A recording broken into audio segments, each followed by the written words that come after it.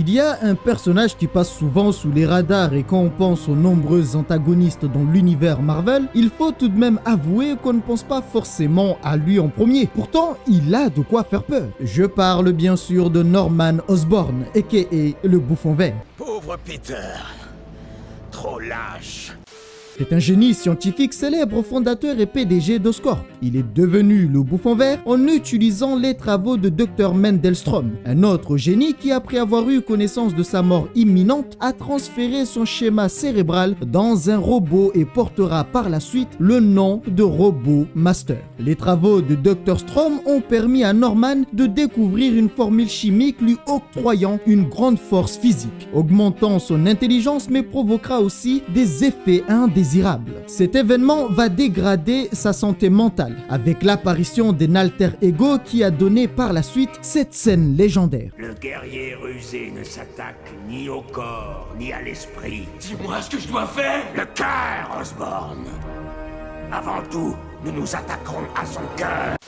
Bien le bonjour pirates, j'espère que vous allez bien. Permettez que je vous raconte aujourd'hui une histoire dans laquelle Norman contrôle le monde et gagne. Enfin, j'abuse, mais juste un peu, car il faut tout de même avouer qu'il y était presque. Petite info pour celles et ceux qui aiment se repérer dans la chronologie des histoires Marvel, tout ça se passe après Secret Invasion et avant ça avait lieu Civil War. Nous suivons les événements de Dark Reign qui se produisent avant Siège. Et d'ailleurs, je vais vous raconter la première partie où nous verrons tout ce qu'a fait Norman pour être au sommet. Par la suite viendra une deuxième vidéo avec la partie 2 de l'histoire, où nous verrons les événements de Siège, dans lesquels Sentry, qui fait partie des Dark Avengers, est contrôlé en quelque sorte psychologiquement par Norman, perd le contrôle et laisse place à Void pendant la guerre entre Asgard et la Terre. Ouais, nous sommes d'accord, ça fait un sacré programme. Maintenant, voyons ensemble où tout a commencé.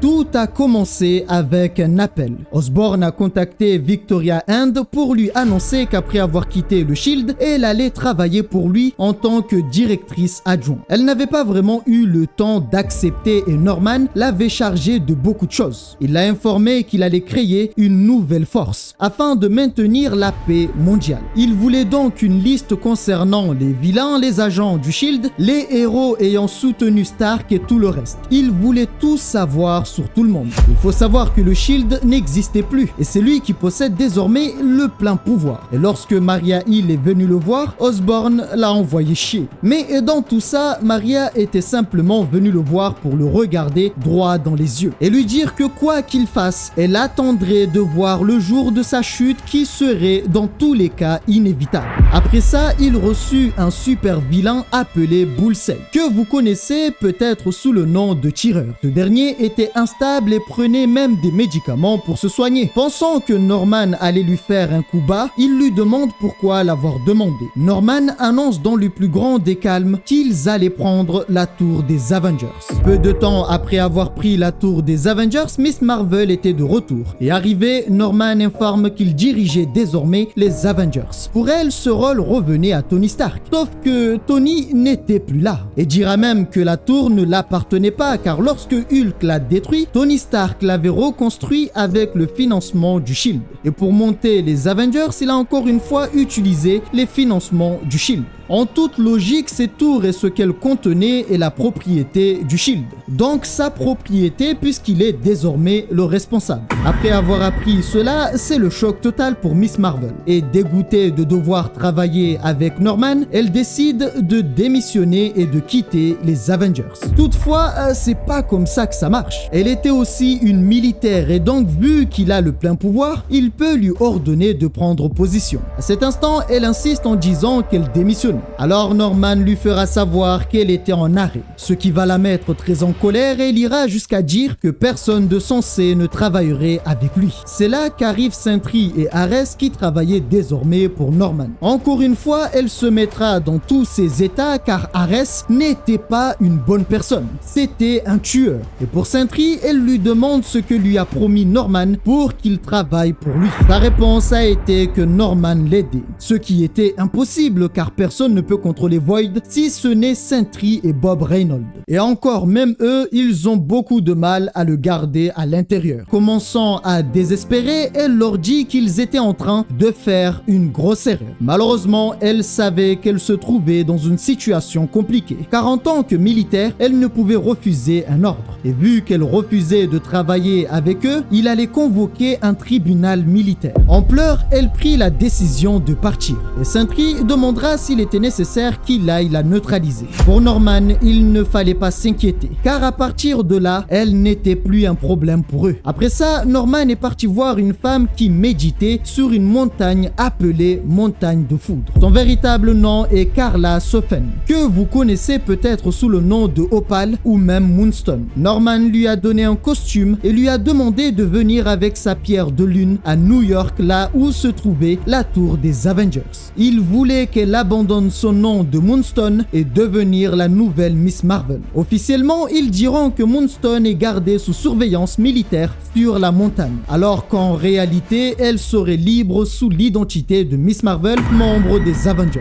Un plan qui était bien trop intéressant pour qu'elle refuse. Dans un autre lieu, un Skrull avait été capturé et ce dernier fut balancé dans une cellule où se trouvait une chose peu recommandable. Arrivé dans cette cellule, il commença à entendre du bruit. Une voix qui lui demande s'il savait qui était Spider-Man. Cette voix l'oblige à prendre l'apparence de l'araignée et lui dira que s'il ne le faisait pas, alors il mourrait. Ayant pris peur, le Skrull prit donc l'apparence de Spidey.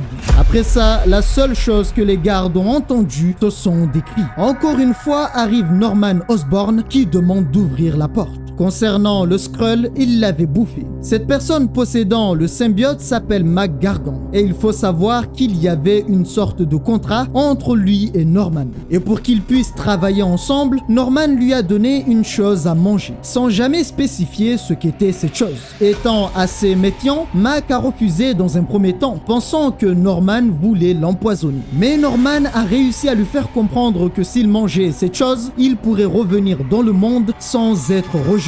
Ainsi, il mangea cette chose, ce qui va le tordre dans tous les sens de douleur atroce. Sans que jamais Norman ne réagit, car il savait ce qu'il faisait. Quelques instants après avoir consommé cette chose, Mac prit une taille qu'on pourrait qualifier de plus convenable, et par la suite remercie Norman de l'avoir aidé. Après ça, Norman est parti rencontrer une personne appelée Daken, qui, surpris de les voir et surtout de savoir qu'il savait qui il était, leur demande comment ont-ils su qu'il serait là. Daken est le fils de Wolverine et ce n'est pas tout car il est en conflit avec son père. Norman ne savait pas que Daken était le fils de Wolverine. Et lorsque Daken révèle qu'il était en réalité le fils de Wolverine, c'est le choc total. Ares, fidèle à lui-même, demandera quelle femme oserait laisser Wolverine mettre ses griffes en elle et la foutre enceinte. Ce qui mettra très en colère Daken car il venait clairement d'insulter sa mère. Norman était venu le voir pour l'engager. Sa mission serait de remplacer son père et rejoindre les Avengers.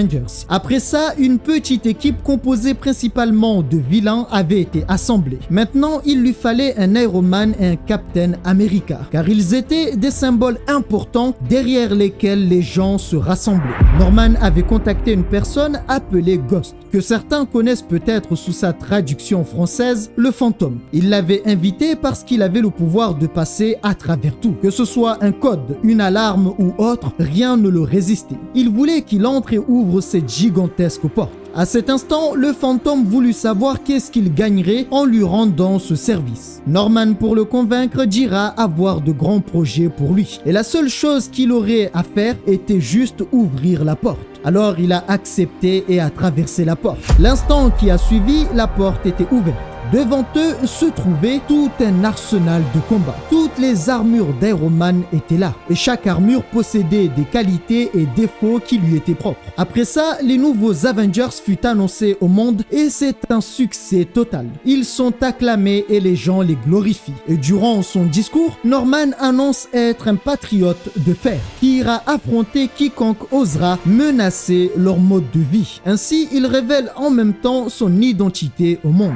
Au même même moment en Latverie, alors que les Thunderbolts conduisaient Dr Doom, il remarqua qu'il n'avait aucune réponse. Et arrivé au sol, cela semblait assez étrange. Une femme se tenait devant eux et semblait les attendre. Surpris, Doom lui demande qui était-elle. Sa réponse a été une attaque assez violente qui mettra en difficulté Fatalis. Mais alors pourquoi cette femme est venue affronter Dr Doom? Il faut savoir qu'elle aurait pu le tuer et effacer son existence. Alors je sais, vous allez bondir de votre canapé en colère en jetant vos cacahuètes, mais calmez-vous. Pour comprendre, revenons dans le passé il y a 37 ans. Alors qu'il était encore jeune durant une nuit dans un campement éloigné, une femme est venue voir Dr Doom. Enfin, pour le moment, il ne porte pas vraiment ce nom. Donc disons Fatalis. C'est la même qu'il a attaqué lors de son arrivée en hélicoptère en Latverie. Elle a voyagé dans le temps pour venir se venger de lui d'une trahison. Elle lui reprochait de l'avoir manipulé dans le futur afin d'obtenir des arts obscurs qu'elle avait gagnés avec beaucoup d'efforts. Et en même temps, elle dira qu'elle voulait le tuer pour débarrasser le monde de son existence d'égoïste. Sauf qu'après quelques instants de réflexion, elle ne pouvait se permettre de le tuer juste comme ça. Elle avait fait beaucoup d'efforts pour voyager dans le temps et le tuer juste comme ça était un peu triste pour elle, car jamais il ne saura pourquoi il est mort, puisque le tuer dans le passé effacerait automatiquement tout ce qu'il a fait dans le futur et le présent pour nous. Avant de partir, elle lui a dit qu'il devait savoir pourquoi il était puni et savoir que c'est le cœur de Morgan Le Fay qui l'a brisé.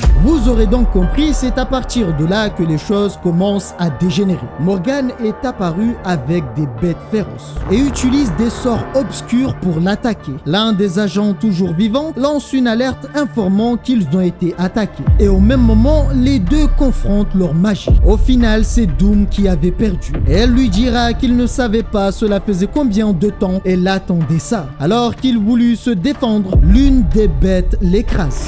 Bien que tout ça se produisait, d'un autre côté, Norman faisait un long discours dans un endroit où il avait rassemblé certains membres des Thunderbolts, d'autres venant d'Hydra et quelques-uns du Shield. Ils avaient été rassemblés pour créer un nouveau groupe appelé le Hammer, qui était là pour remplacer le Shield. Leur mission était d'aller partout dans le monde, agir et faire savoir qu'ils sont leurs héros et qu'ils apportaient la paix et la sécurité. Après ça, il se rendra dans la tour des Avengers et sera très clair avec tout le monde. À partir de ce jour, aucun d'eux ne devait parler aux journalistes. Ceux qui oseraient ne serait-ce que s'approcher d'un paparazzi seraient renvoyés dans la montagne gardée par les Thunderbolts. Et s'ils décidaient de redevenir des méchants en tuant sans prévenir, ils seraient éliminés sur place. Et juste après ça, il lui vend de ce qui se passait en Latverie. Intrigué par curiosité, demande comment se faisait-il que Doom était redevenu libre. Norman dira que c'est lui qui l'avait libéré et renvoyé en Lettonie. Par la suite, demandera aux Avengers d'agir. C'était leur première mission. La mission, vous l'aurez compris, était d'aller sauver Doom. Quant à Doom, il était au plus bas. Et alors qu'elle voulut l'achever comme prévu, apparaît les nouveaux Avengers à la rescousse de Doom.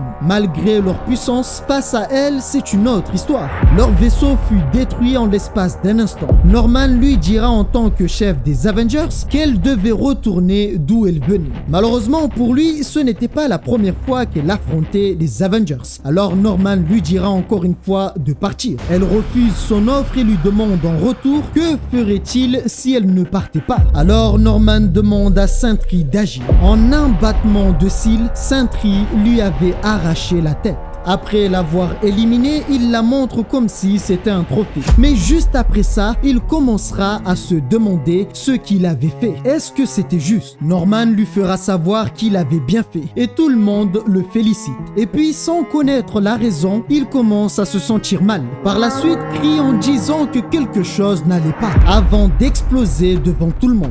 La tuer de cette façon ne servait à rien. Elle leur fait savoir qu'elle peut revenir voyager dans le temps et les effacer de l'existence. Ares voulut utiliser son autorité et l'obliger à retourner d'où elle venait. Pour se moquer de lui, elle lui présente des excuses pour ne pas l'avoir reconnu. Par la suite, prononce des mots magiques qui font perdre le contrôle au symbiote Venom. Et le symbiote dévore Ares. C'est ainsi que commence un combat contre une entité quasi inarrêtable. Car oui, en plus plus d'avoir plus de 1400 ans et pouvoir voyager dans le temps, son âme peut survivre à la destruction physique de son corps. Et son esprit, s'il est détruit, peut se reconstruire pour revenir. Il faut savoir qu'après avoir été tué par Sentry, Morgane Le Fay était revenue dans son château, car oui, c'était elle, mais en même temps, ce n'était pas elle. Son château se trouve dans le passé 690 après JC. Elle voyait tout concernant tout le monde. L'histoire de ces Avengers et sa conclusion a été qu'ils étaient en réalité des fous et non des Avengers. Elle pourrait revenir dans leur passé pour les tuer, mais elle ne l'a pas fait parce qu'il y avait trop d'instabilité, ce qui fait qu'en revenant dans le passé, elle perdrait beaucoup de choses. Elle a donc préféré les affronter directement dans leur présent. Et c'est là que ça part en vrille. Durant ce combat qui semblait perdu d'avance, Norman demandera à Ares de se réveiller. En colère, Ares dira qu'il était le fils de Zeus, seigneur de la guerre, et son devoir était de défendre ces lieux. Et si elle n'obéissait pas, alors elle mourrait. Mais après ces paroles, il se transforme en statue. Apparaît encore une fois Morgane Le Fay. Cette fois-ci, elle se fera transpercer par des flèches. Elles avaient été tirées par Hawkeye, enfin plutôt Bullseye, qui est désormais Hawkeye. Encore une fois, elle disparaîtra sans laisser de traces. Après sa deuxième mort, ils comprirent qu'en réalité la tuer ne changerait rien, car elle reviendrait, et il fallait partir au plus vite. Cependant, Doom se réveille et leur dit que c'était trop tard. Morgane Le Fay était à nouveau de retour avec des bêtes toujours aussi féroces. Et à chaque fois qu'elle apparaît avec ses pouvoirs, le symbiote Venom perd le contrôle et attaque ses alliés. Voyant tout ce chaos, Norman prit la décision de sauver Doom avant tout. Il voulut savoir pourquoi Doom ne pouvait plus bouger. Fatalis l'informe que Morgane Le Fay avait gelé son armure, ce qui fait qu'il ne pouvait plus bouger pour invoquer un contre-sort. Et fit savoir aussi qu'il n'avait pas la connaissance nécessaire pour arrêter Morgane Le Fay. Elle avait le pouvoir de voyager n'importe où dans le temps selon ses désirs. Et pour la tuer, ça ne sert à rien de la tuer dans le présent. Il fallait voyager aussi dans le courant du temps et la trouver avant qu'elle ne commence à nouveau un nouveau cycle. Pour l'aider, Norman voulut accéder à son armure, mais Dr Doom refuse. Alors il insiste et lui dit que s'il pouvait accéder à son armure, il pourrait l'aider à voyager dans le temps pour régler le problème. Mais encore une fois, il refuse. Voyant que Doom était têtu, il lui dit cette fois-ci que s'il n'acceptait pas, alors il arrêterait de l'aider. Au même moment, derrière eux, Morgane Le Fay chevauchait un dragon et les traquait. Voyant que les choses empiraient, Norman fait un compte à rebours et arrivé à 3, il le lâche et Doom allait devoir régler ses problèmes avec Morgane Le Fay. Cette fois-ci, Doom accepte mais lui demande de ne pas le trahir. Lorsqu'il eut accès à l'armure de Doom, c'est le choc total.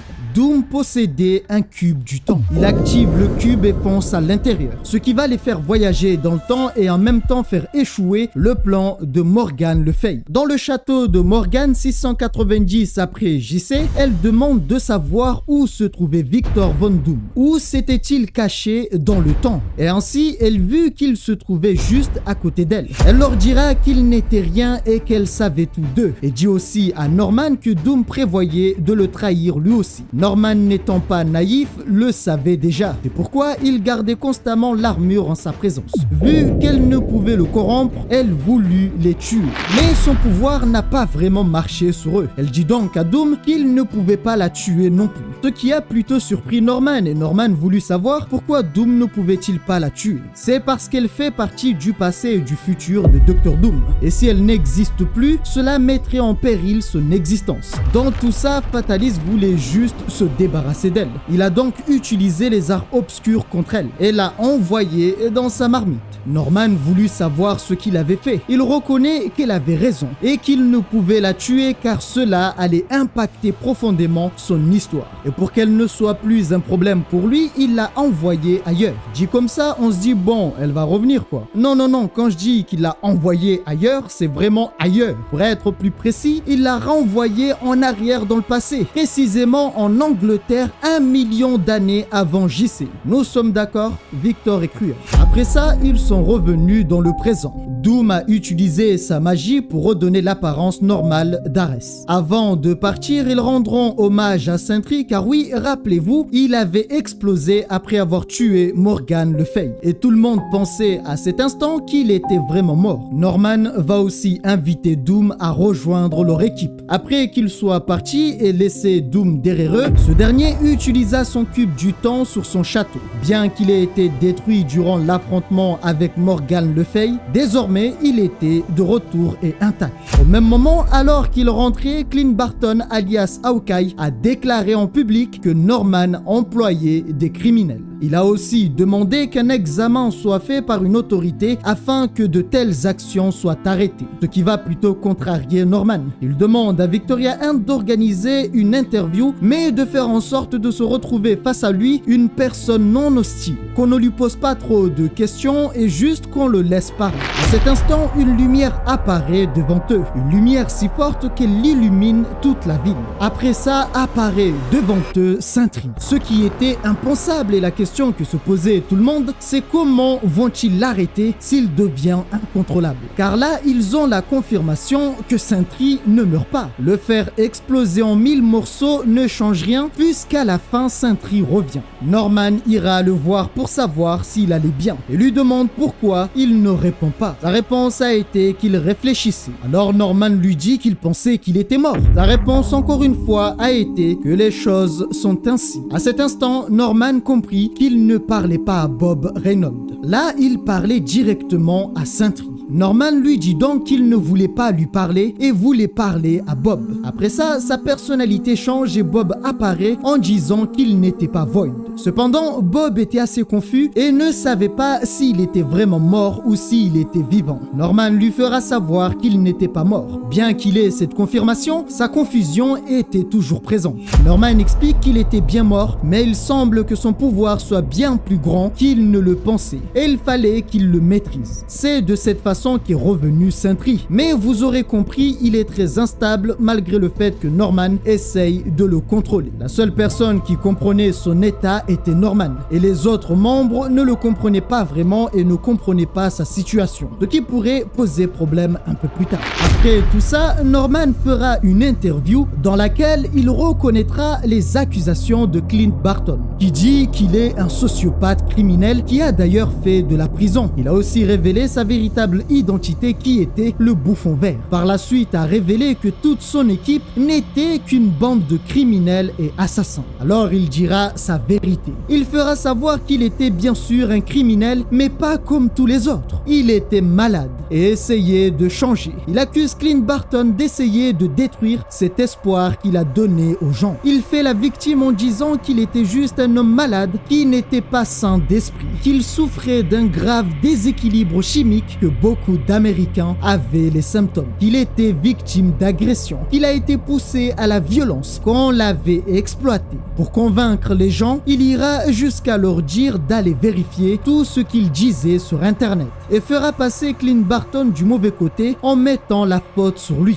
Et dans son explication, sa vérité, il ira jusqu'à enlever le Bouffon Vert de son identité pour faire croire qu'il n'était pas le gobelin et que le Bouffon Vert l'avait même attaqué, lui et sa famille. Après s'être fait passer pour la victime, il fallait maintenant un méchant. Et pour le coup, il retourne la situation en disant qu'avant de rejoindre les Avengers, Clint Barton alias Hawkeye était un criminel condamné. Il avait rejoint les Avengers avec 2 mutants, à savoir la sorcière rouge Wanda Maximoff et Quicksilver, qu'il qualifie de terroristes, histoire de bien choquer le public et leur dire qu'au final, certes c'était des gens dangereux, mais avec la deuxième chance qu'ils leur ont donnée, ils ont fait de grandes choses. C'est pourquoi il l'a aussi invité à rejoindre son équipe, mais Clint Barton a refusé. Pour Norman, le fait qu'il ait pris la décision de s'attaquer à une personne comme lui devait être de la jalousie, parce qu'il a vu les précédents Avengers échouer. Il dira même qu'il se pourrait qu'il soit traumatisé et en détresse. D'ailleurs, lorsqu'il a vu cette interview de Clint Barton, il a ressenti de la tristesse en lui, un appel à l'aide. Il dit donc publiquement qu'il veut le trouver pour l'aider, car il avait obtenu une deuxième chance et il a fait beaucoup de bien au monde. De même que lui qui venait d'obtenir une deuxième chance pour faire le bien. Alors ce n'est pas tout, car à cet instant, il deviendra croyant et remerciera même Dieu de lui avoir donné une deuxième chance. D'un autre côté, au sein des Avengers, c'est le bordel sans Norman. Ils se battent entre eux. Bullseye se dispute avec Mac Gargan car Bullseye avait dit qu'il le tuerait durant le combat contre Morgan Le Fay lorsqu'il avait perdu le contrôle du symbiote. Tout ce bruit va énerver le seigneur de la guerre Ares qui commence par mettre des gifles à tout va. De quoi installer d'excellentes relations. Et alors que l'interview de Norman Osborn était encore diffusée, une attaque avait été lancée par une force inconnue. Victoria appelle Norman pour l'informer de ce qui se passait. Et Norman a convoqué Namor. Arrivé, il voulut savoir pourquoi il l'avait appelé. Les gens qui l'ont attaqué sont des Atlantes. Et Namor informe qu'il n'était pas au courant de cette attaque. En fait, Namor n'avait plus le contrôle de son peuple puisqu'Atlantide n'existait plus. Et son peuple était dispersé sans personne pour les diriger. Et par fierté, Namor voulut voir si c'était bien son peuple. Avec les images, ils entendirent l'un d'eux dire dans la langue des Atlantes, mort au monde de la surface. Ce monde n'était pas leur monde.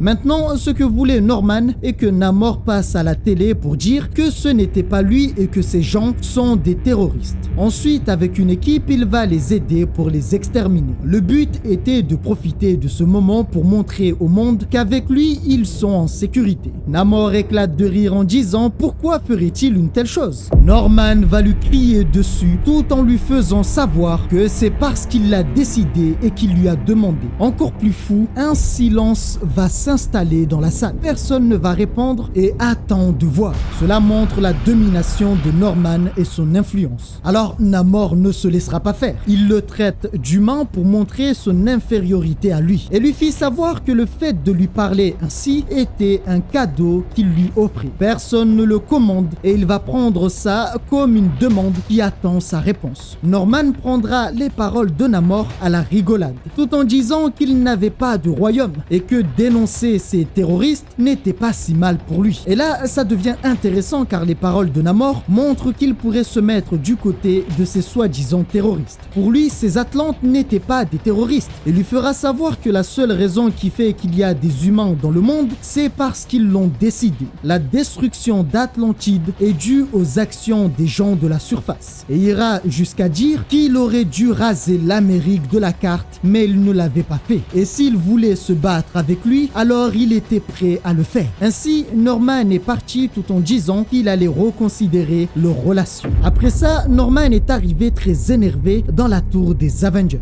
Et arrivé, il constate qu'il manque Ares et Nova. Mais bien heureusement, Sentry était encore là. Il dit donc à Sentry qu'il allait devoir l'accompagner à Los Angeles pour se débarrasser des terroristes atlantes. Et le reste de l'équipe viendrait plus tard en tant que la deuxième vague. Mais Victoria Hand interviendra et dira à Osborn d'arrêter tout. Depuis qu'il a pris le pouvoir, il n'a pas dormi et son travail était justement de le gérer afin qu'il ne soit pas à bout. Elle prit donc la décision d'envoyer que Sentry et quant à lui, il allait devoir se reposer. Alors Norman demande à Bob d'aller faire le travail. Avant qu'il ne parte, il a été très clair avec lui. Il voulait que Sentry libère une colère qu'il n'avait jamais libérée par le passé. Bob voulut savoir, est-ce qu'il voulait qu'il les tue? Il veut qu'il les tue, mais un seul devait rester en vie. À cet instant, Bob Reynolds dit ne pas pouvoir le faire. Mais Norman, cette fois-ci, ne parlait pas à Bob, il parlait à l'autre. Il voulut savoir s'il était là. Bob sentait sa présence en lui et lui dit qu'il était bien là avant qu'il ne prenne sa place. Et après qu'il ait pris le contrôle, Void voulut savoir pourquoi l'accepte-t-il cette fois-ci. Il voulait qu'il les tue tous et en laisser qu'un seul. Ainsi, Sentry, ou plutôt Void, se rendra à Los Angeles et constate la destruction. Par la suite, plongera dans les fonds marins pour aller les traquer. Il ne savait pas vraiment où ils étaient. Mais après avoir cherché pendant quelques temps, il a trouvé une cité sous-marine. Void ne va pas vraiment chercher à discuter. La seule chose qu'il fera, c'est semer la destruction. Et comme prévu, il les a tous tués sauf un. La raison est très simple. Il fallait montrer au monde de quoi ils étaient capables. Et pour cela, il fallait une preuve de leurs actions. Et c'est exactement ce qui s'est passé. Les journalistes disent que Sentry, l'un des Vengeurs, a fait ce que les Navy Seals n'ont pas pu faire. Et Norman recevra par la suite l'appel du président en personne afin de le féliciter. Et le président lui donne du financement supplémentaire pour qu'il aille s'occuper des mutants. Quant au prisonnier, il fera savoir qu'il était entre de bonnes mains et qu'il avait été enfermé dans une cellule gardée par les Thunderbolts. Bon, en fait, pas vraiment. Plutôt, il avait été donné à manger dans une cellule gardée par les Thunderbolts au symbiote Venom. Après ça, Norman reçut du financement comme prévu pour s'occuper des mutants. Mais il remarque aussi un problème. Ares était revenu, mais Noh-Varr avait disparu. Ce qui mettra Norman dans tous ses états. Et très perturbé, Norman partira sans rien dire de plus. Mais à peine arrivé là où se trouvaient les armures de Tony Stark, il s'effondre. À cet instant apparaît le Bouffon Vert qui lui dit qu'il n'a pas à s'inquiéter, car il est toujours là avec lui. Au même moment, des choses se passaient. Le professeur Charles Xavier, enfermé dans la baie de San Francisco, l'île d'Alcatraz, mais aussi le siège de la côte ouest du Hammer, entendait des cris d'un homme qui demandait de l'aide. Cette personne est le docteur Hank McCoy, qui était utilisé comme un test par une autre personne, et cette personne s'avère être lui-même, mais venant d'une réalité alternative. Et ce docteur Hank, bien plus sombre que celui de cette réalité, a développé une machine appelée Omega, pouvant retirer les pouvoirs des mutants, et Norman attendait des résultats venant de cette machine. Au passage, ils ne s'entendent pas vraiment bien, car Norman l'a conduit ici, lui a donné tout ce dont il aurait besoin, et la seule chose qu'il a fait jusqu'à maintenant, c'est se plaindre à lui. Après ça, il reviendra voir Sentry pour se plaindre à son tour, et en même temps rassurer Sentry en lui disant que tout allait bien se passer. Sentry pensait le contraire, rien n'allait pour lui. Encore une fois, il lui dira que c'est sa vision. S'il pouvait voir à travers ses yeux, il verrait à quel point ce qu'ils ont fait est une victoire. Il lui dit qu'il devrait lui faire confiance. D'un côté, Sentry avait raison, rien n'allait.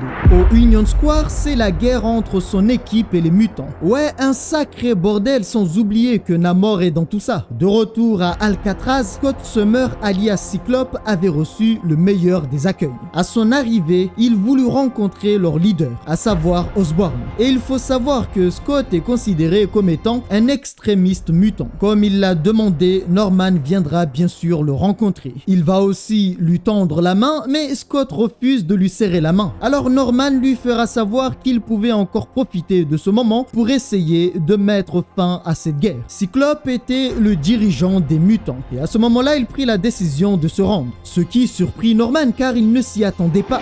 Cyclope lui demande d'aller s'occuper des émeutes. Par la suite, sortir de sa ville, et il fallait qu'il annonce au monde qu'ils sont tombés sur un accord et que la ville était entre de bonnes mains. Mais c'est là que les choses deviennent intéressantes car Norman lui demande qu'allait-il faire dans le cas contraire. Après ces paroles, Cyclope part et dit qu'au moins il aura essayé. Quant à Norman, ses paroles ont été qu'il serait le premier à jeter la terre sur son cercueil. C'était une promesse qu'il faisait à Scott Summers. Norman avait demandé aux Avengers de ne rien faire, et la chose qu'ils pouvaient faire était regarder cet affrontement de loin, ce qui commençait à rendre certains impatients car en plus d'être des gens qu'ils ne sont pas, ils sont obligés d'écouter et juste attendre. Alors ce n'est pas tout, car rappelez-vous, je vous avais dit que les mutants affrontaient des mutants. Et bien comme je l'ai dit, certains mutants étaient des mutants de Norman Osborn, qui portent le nom des Dark X-Men. Pour couronner le tout, leur équipe, comme les Avengers, est instable. Norman va essayer bien sûr de les calmer. À cet instant, Emma Frost, alias Black Queen, lui demande de ne torturer aucun des mutants capturés durant cet affrontement. Car oui, après avoir affronté les mutants, certains avaient été capturés comme Julian Keller, un jeune télékinésiste. Norman l'informe donc pour la calmer que la bête avait construit des casques qui pouvaient réduire la force des mutants sans douleur. Emma n'avait pas vraiment confiance concernant Henry McCoy et voulait une preuve qu'il ne torturait pas les mutants dans leur base. Alors c'est assez drôle car lorsque Norman est parti avec Emma, les deux autres équipes, à savoir les Dark Avengers et Dark X-Men, ont commencé à se battre entre eux. Concernant Emma Frost, elle va visiter les cellules où étaient détenus les mutants avant que Charles Xavier ne l'interpelle par télépathie. Et Charles constate qu'elle était sous sa forme diamant et il y avait quelque chose qui bloquait ses pensées. Charles lui dira la vérité. Norman était en train de lui mentir et il ne lui montrait que ce qu'elle devait voir. Puis il lui dit qu'il devait demander à voir Henry. Ainsi, Emma demande à Norman de la conduire à Henry. Mais Norman dira qu'il n'y avait pas de Henry McCoy dans leur cellule. Charles, encore une fois par télépathie, informe qu'il était dans la cellule à côté de la sienne et qu'elle devait le chercher. Alors encore une fois, elle voulut voir l'une des cellules, mais derrière ce n'était qu'une pièce de stockage. Les deux comprirent que quelque chose n'allait pas et Emma dira à Charles qu'elle croyait en ce qu'il disait.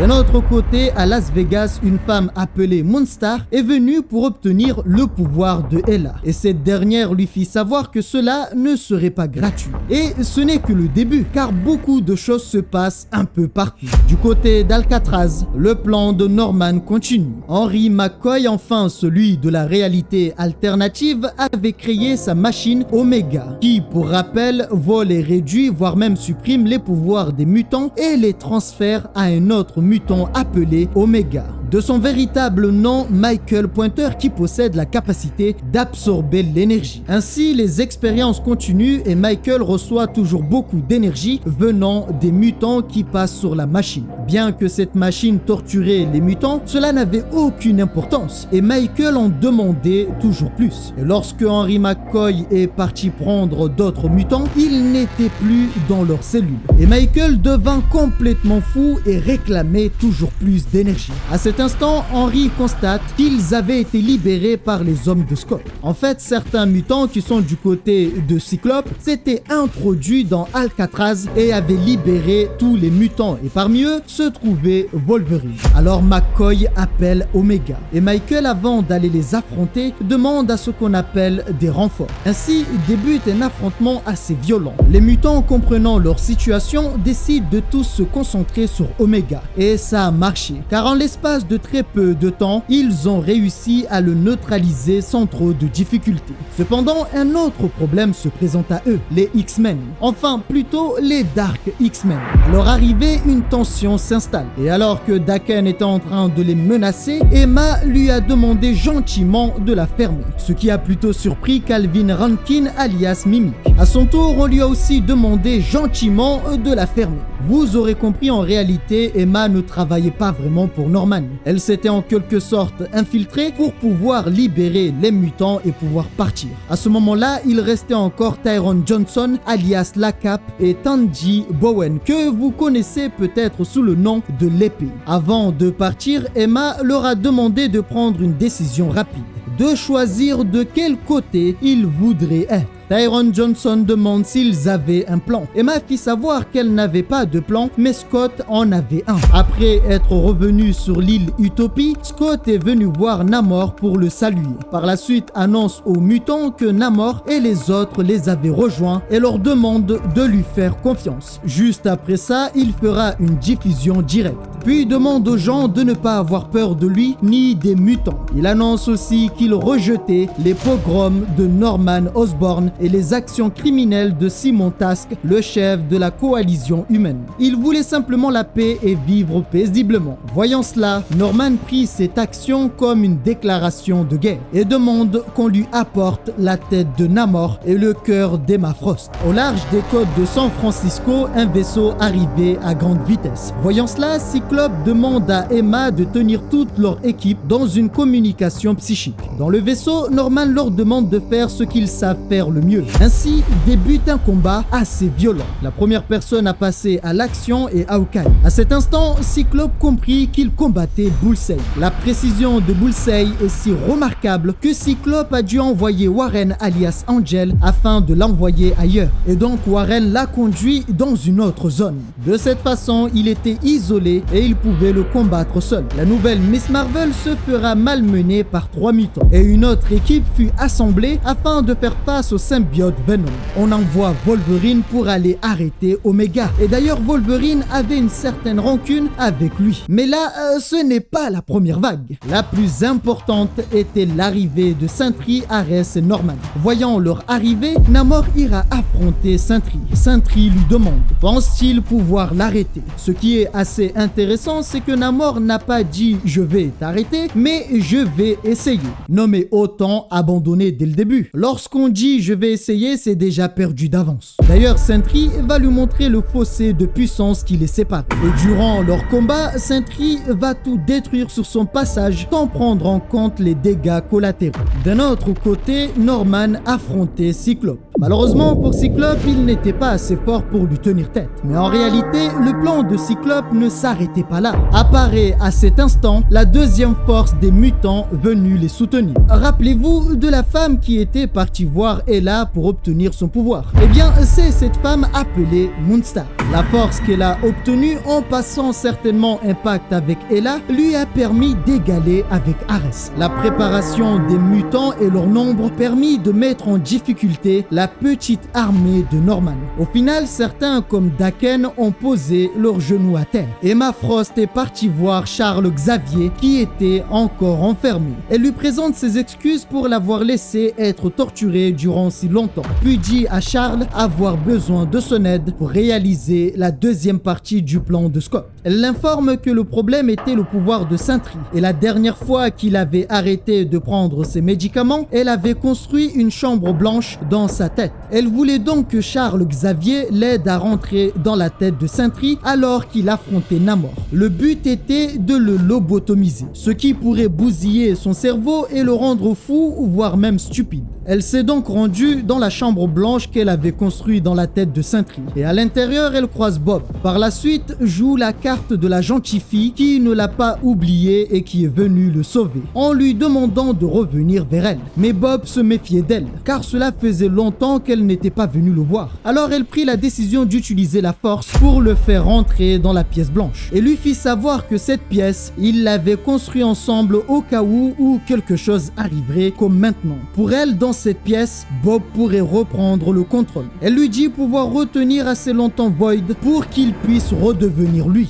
Hélas, elle s'était rendue compte bien trop tard que ce qu'elle faisait ne pouvait marcher et que c'était une grosse erreur. Et dira même à Charles qu'elle ne pouvait pas le retenir. Après le combat avec Namor, étrangement, Sentry n'a rien dit et est parti ailleurs. Et c'est là où la partie finale commence. Void fit son apparition mais pas totalement. Il avait laissé une partie de lui dans l'esprit d'Emma et Charles demande à Emma de ne surtout pas quitter son état de diamant car cela pourrait être très dangereux pour elle. Le plan de Scott avait fonctionné d'une certaine manière puisque Sentry avait quitté la Terre et alors qu'il était psychologiquement instable, Solar l'avait poursuivi et Ares se faisait dominer par Moonstar et son équipe au point où ce dernier se trouve en sang et à genoux. Malheureusement pour Norman, son plan avait échoué. Bien qu'il y avait encore Omega. Cependant, il n'arrivait pas à se débarrasser de Wolverine. Quant à Daken, il passait un sacré quart d'heure. Norman va quand même écraser Cyclope tout en disant qu'il ne perdrait pas. En réalité, ils avaient perdu depuis bien longtemps. Leur nombre faisait qu'ils étaient désormais en infériorité face aux mutants. Norman voulait tous les tuer, mais le problème, c'est qu'il y avait des caméras. S'il tuait tout le monde, son image serait salie et il serait mal vu aux yeux du monde. C'est ainsi que s'est finie cette bataille. Et les mutants ont donc obtenu la victoire sur les Avengers. Scott passe à la télé pour annoncer aux mutants que vivre dans leur ville serait bien mieux pour eux. Et ils seraient en sécurité. Il allait tous les protéger, que ce soit leur famille, leurs enfants, leurs amis. Ils seraient libres dans sa ville. Norman, quant à lui, passera devant la télé pour dire qu'ils ont gagné. Que c'est ces Avengers et ces X-Men qui ont gagné contre la menace mutante militante qui menaçait leur sécurité. Donc les couvre-feux et ordres de loi martiale allaient être levés. Tous les mérites revenaient bien sûr à ces Avengers et promet que le dangereux mutant Scott Summer avait quitté le sol américain et se trouvait sur leur île appelée Utopia, qu'il considérait comme une prison et tant qu'il restait là-bas, tout allait bien. Bullseye va lui demander s'il croyait vraiment à toute la merde qu'il racontait. Non seulement il n'y croyait pas, mais il faisait semblant d'y croire et de le vivre, et lui fit savoir que la suite allait bouleverser le monde. Quant à Scott, désormais, il avait un endroit pour les siens, et après le combat contre Osborn, il avait la conviction qu'avec tout le monde, il pourrait avancer dans un avenir meilleur. Bien, maintenant, commençons l'histoire. Ah ben oui, ce n'était que l'échauffement, ce n'était que le début, car là, nous allons voir des choses encore plus incroyables. Après ces événements, Victoria Hand reçut un appel du secrétaire de la Défense qui demande demande Norman. Sauf que lorsqu'elle est venue voir Norman, ce dernier ne répondait pas. Elle dit donc au secrétaire de la défense que Norman était en mission. Mais juste après qu'elle soit partie, Norman l'appelle et lui dit avoir besoin de son aide. Après ça, Norman ne va pas quitter la pièce pendant les jours qui vont suivre. Et c'est là où c'est intéressant car sans Norman, les problèmes commencent. Dans le Bronx, Ares est venu voir un gamin appelé Alexandre. Et ce gamin est en fait son fils. Durant le petit déjeuner, il dira à son père l'avoir vu à la télé.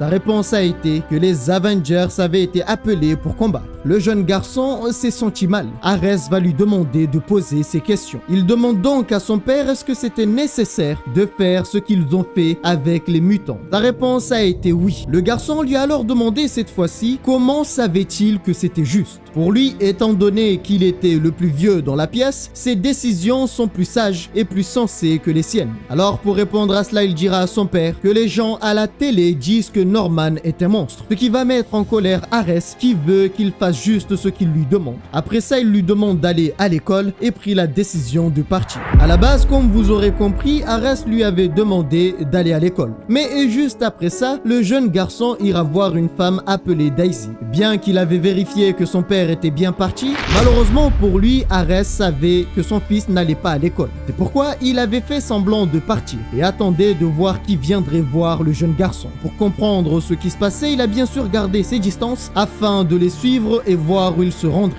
Et il s'est rendu compte qu'ils se sont arrêtés devant une impasse. Alors il a commencé à briser les portes sans trouver l'entrée. Après avoir fouillé toutes les pièces, il est tombé sur la bonne, mais l'entrée était cachée. C'est pourquoi il a tout détruit pour ouvrir un passage. Il se fera attaquer par des hommes dirigés par Nick Fury. Et Nick, voyant qu'il ne pouvait battre Ares, leur demande d'arrêter. Ares lui demande s'il était bien Nick Fury et qu'est-ce qu'il faisait avec son fils. Il dira qu'il entraînait son fils à se battre. À cet instant, il eut la certitude que son fils n'allait pas à l'école comme il lui demandait. Et à la place, il jouait aux petits agents secrets. Il n'a pas vraiment pu cacher sa déception. Puis s'est isolé avec Fury et lui a demandé pourquoi avoir choisi son fils. Sa réponse a été que les pouvoirs de cet enfant étaient incroyables et qu'il avait juste besoin d'entraînement. Ares reconnaît qu'il ne savait pas élever son enfant et qu'il ne savait pas non plus comment lui parler. Il voulait que cet enfant découvre le monde d'une manière différente à la sienne. Car à la différence de lui, il a eu des parents un peu spéciaux. Il a dû fuir son père pour trouver son chemin. Et il ne veut pas que cet enfant fasse la même chose que lui. Mais il savait aussi que s'il prenait le gamin des mains de Fury et part juste comme ça, un jour qu'il le veuille ou non, il prendra la fuite.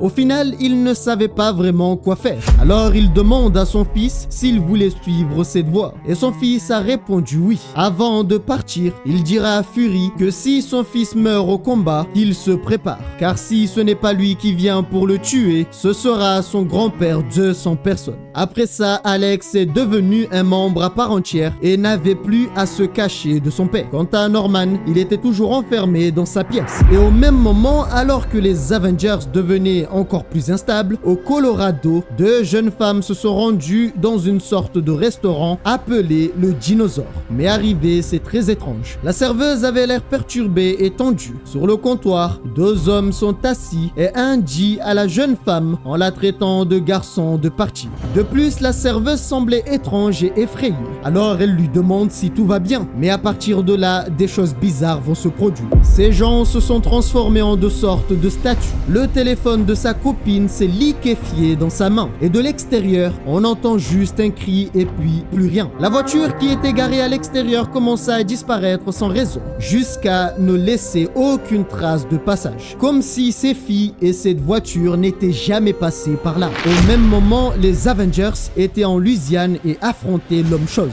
Et après un combat assez acharné, ils avaient réussi à le vaincre.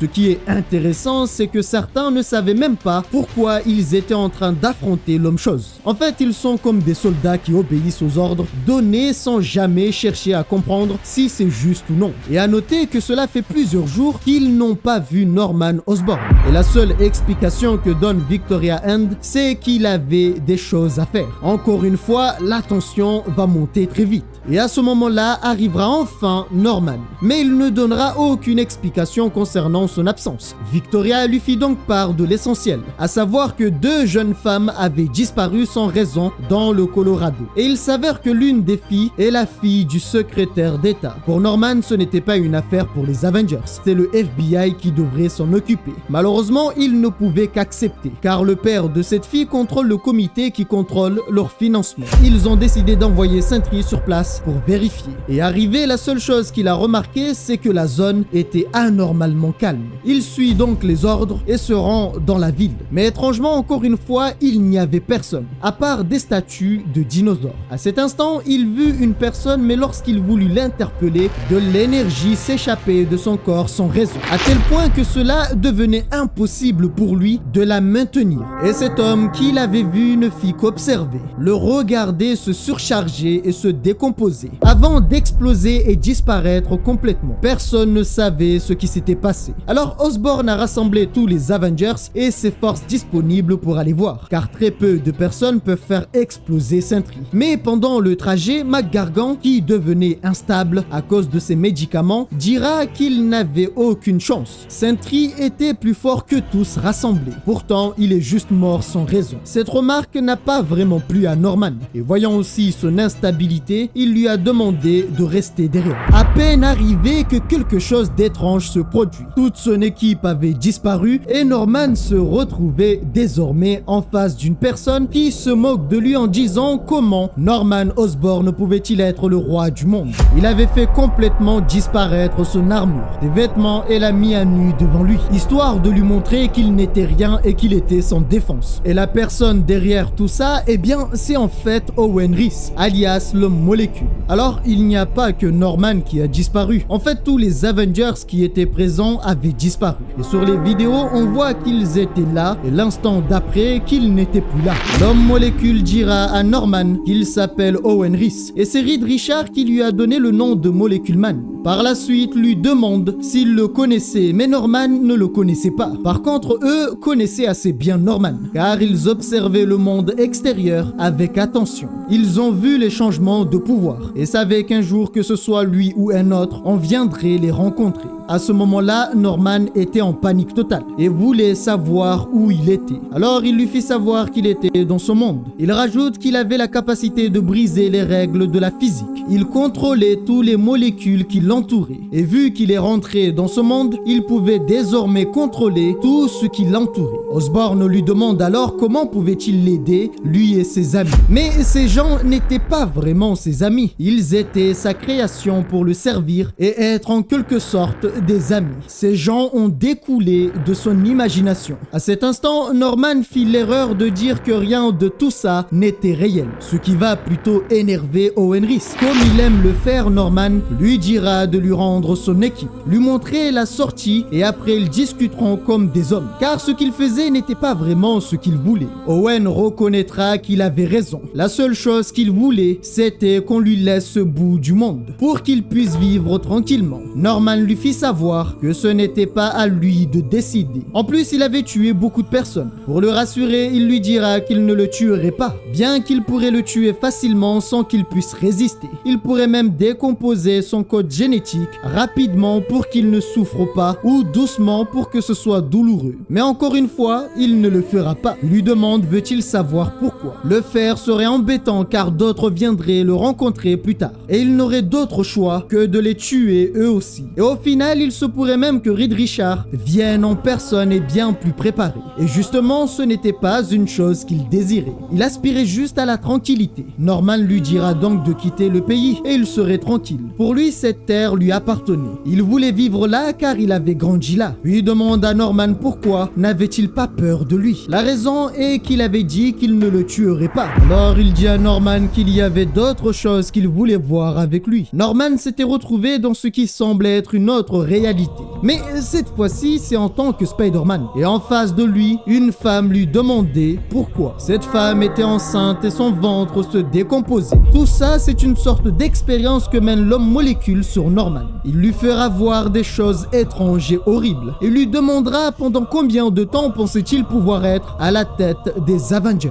Beaucoup n'attendaient que sa chute. Et même les gens qui le soutenaient savaient qu'il n'était qu'un fou. Ils n'attendent que de le voir échouer. Il le fera redevenir le gobelin avant que Spider-Man ne le balance dans le vide. Malgré le fait qu'il le torturait, il continue en disant qu'il ne voulait pas le tuer. Quant à Sentry, il n'était pas mort et se trouvait dans le même cas que Norman. Cependant, le cas de Sentry était beaucoup plus étrange pour lui et beaucoup plus dangereux. Owen Reese lui a demandé combien était-il dans le même corps et il voulait aussi savoir de quoi était-il fait. Car oui, pour des raisons qu'il ignorait, il était le seul qu'il ne pouvait pas impacter directement. Il pouvait bien sûr le démembrer, le faire exploser, mais sans plus. Il dira même à Sentry qu'il avait touché à différents types de molécules, par contre lui était complètement différent. À cet instant, Sentry lui a demandé de le laisser partir, mais il a refusé. Car s'il le faisait, il pourrait l'attaquer et il était le seul qui pouvait le faire. Alors il l'a encore une fois démembré et lui fit savoir qu'ils auraient pu être peut-être des amis.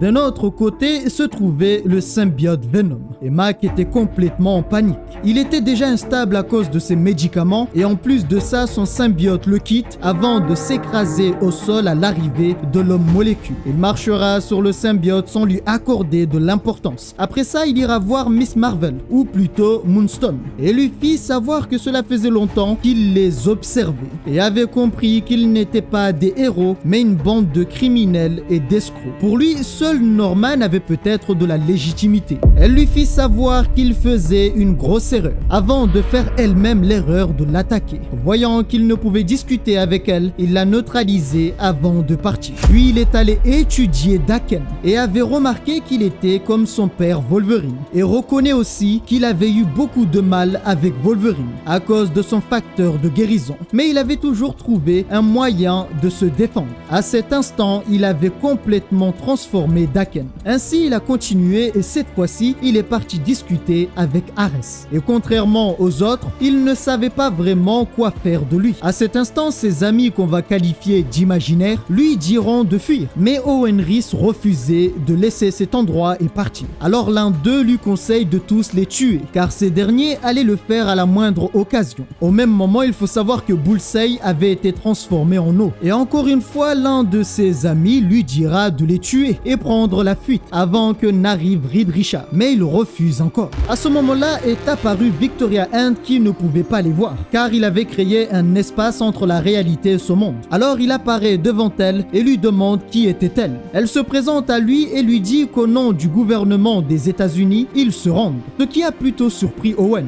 En fait, elle savait qui il était exactement. C'est pourquoi elle lui dit qu'en réalité, ils n'ont aucun moyen de le combattre. Et la seule force qu'ils avaient qui pouvait le combattre, ils les avaient battus en un instant. Encore une fois, ses amis imaginaires lui parleront et parmi eux, l'un dira qu'elle a du sens. L'autre dira qu'elle mentait. Et le plus extrême d'entre tous dira qu'il devait prendre le monde entier. La réponse d'Owen a été qu'on le laisse tranquille. Alors elle lui demande pourquoi avoir choisi cet endroit. Pour lui, c'est parce qu'il était né ici et que c'était chez lui. Alors elle lui dit qu'il peut garder cet endroit et rester là s'il le voulait, à condition de rendre les Avengers vivants, mais aussi les civils qui avaient disparu, ce qui fait 44 personnes. Au passage, son armure et ses vêtements ont brûlé juste par la présence de l'homme molécule. Et après avoir vu la réaction de Owen, elle demande est-ce qu'ils sont tous morts? Encore une fois, Owen ne répond pas. Alors elle lui dit de faire un geste et elle répondra à sa demande. Owen se mettra en colère et lui demande si elle pense vraiment pouvoir le berner et le détruire. Ce qui était étrange comme question. Alors elle lui demande est-ce que quelqu'un a déjà réussi à le détruire? En fait, quand il y pense, personne n'avait réussi à le faire. Ainsi, elle lui demande de tout remettre en place comme c'était avant et ramener tout le monde, même les morts. Sinon, le gouvernement va envoyer une bombe nucléaire pour tout détruire. Il a pris la décision de l'envoyer dans ce monde comme les autres. Elle constate que Norman est inconscient. À cet instant, elle lui demande ce qu'il a fait et Owen l'informe qu'il avait juste joué avec son cerveau pour le régler. Et maintenant, c'est à Norman de revenir seul. Si Osborn n'était pas de retour, elle l'informe qu'il n'y aurait plus d'accord entre eux. Mais à ce moment-là, des choses encore plus terribles se produisent. Et c'est allé si loin qu'une rupture s'est produite. Et le corps de Owen Reese libère une énorme quantité d'énergie. Par la suite apparaît Sentry, mais ce n'était pas vraiment lui. C'était ni Sentry ni Bob Reynolds. La personne qui était apparue cette fois-ci, c'était Void. Et la force de Void était telle qu'il avait brisé la réalité de Owen. Alors Owen l'a pris avec lui et lui fit savoir qu'il était dans ce monde, avant encore une fois de le faire exploser en petits morceaux. Voyant cela, Victoria panique et demande à tout le monde de prendre la fuite. Mais personne ne pouvait l'entendre. Et des missiles avaient été tirés vers Owen Reese, ce qui va le rendre très instable et sa colère va détruire l'avion qu'il a attaqué. Mais l'instant qui a suivi, Void était réapparu et lui demande de l'écouter. S'il lui montre comment tout ramener comme avant, alors il ne le tuerait pas. Void pouvait contrôler les molécules comme lui et l'atteindre. Et encore une fois, il lui demande de tout réparer. Et voyant qu'il ne pouvait battre Sentry, il l'a fait et lui a demandé d'arrêter. Effectivement, tout le monde était revenu dans la ville. Ares était de retour et Void dit à Owen Reese de partir de cet endroit. Ainsi, il explose et disparaît, ne laissant aucune trace de lui. Arrivé, il dira à Norman qu'il avait appris quelque chose sur lui-même. Norman voulut savoir ce qu'il avait appris. Il comprit qu'en fait, ses pouvoirs venaient des molécules. Il pouvait contrôler les molécules, d'où toute sa force, et c'est pourquoi personne ne savait quel était son véritable pouvoir. Norman lui demande de ne pas finir comme Owen Reese, seul et sans amis. Mais il lui demande est-ce qu'il a peur de lui, car en plus de sa force, il ne pouvait pas mourir. Moonstone viendra par la suite le remercier de l'avoir sauvé, ce qui va énormément l'impacter émotionnellement. Et il a pris la décision de partir pour prendre l'air. Ils savaient tous que cette situation n'était pas bonne, car Sentry était encore instable. Après ça, encore une fois, Norman va s'enfermer dans son labo. Il était venu le voir pour comprendre ce qui lui était arrivé. Et en plus d'avoir des antécédents graves de maladie mentale, Owen Reese avait joué avec son cerveau. Elle lui demande donc de faire des examens. Cette fois-ci, il a juste accepté ses demandes et a fermé la porte pour s'isoler encore une fois de plus. À l'intérieur, il regardait les images des Avengers avant encore une fois de s'effondrer comme la dernière fois. Il demande qu'il arrête, qu'il ne voulait pas voir ce visage alors que sa tête changeait de couleur. À ce moment-là est apparu Loki.